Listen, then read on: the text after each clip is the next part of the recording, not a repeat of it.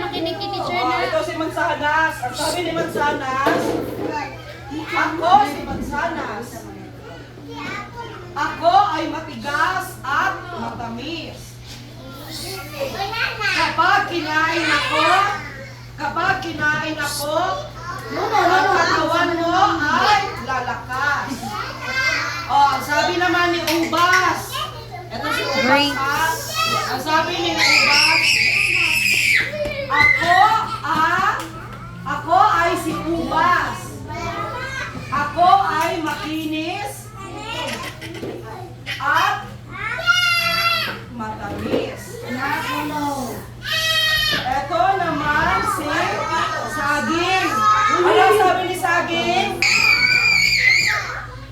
Iba na. Ayaw rin yung YouTube siya. Mapustak. Mama, ayaw kumuta ka. Oh, eto si Apple. Sa Tagalog, mansanas. Eto si grapes. Pag sa Tagalog, ubas. Oh. Eto si banana. Ano sa Tagalog? Ano to sa Tagalog? Saging. Okay, saging. Ano nga sabi ni Mansanas? Ano ang sabi ni Ubas?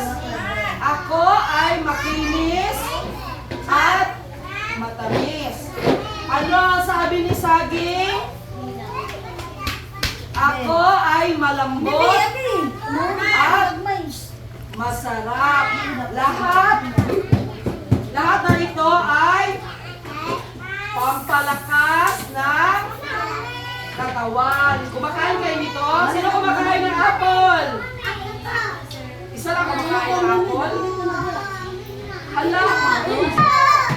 Oh, sino kumakain ng saging?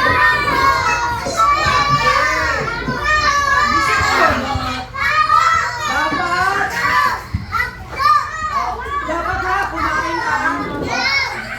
Opo na kayo.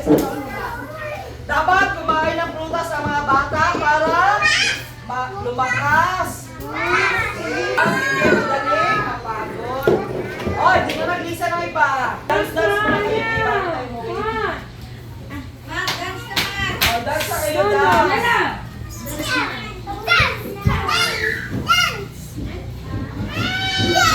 Dance na lang kayo.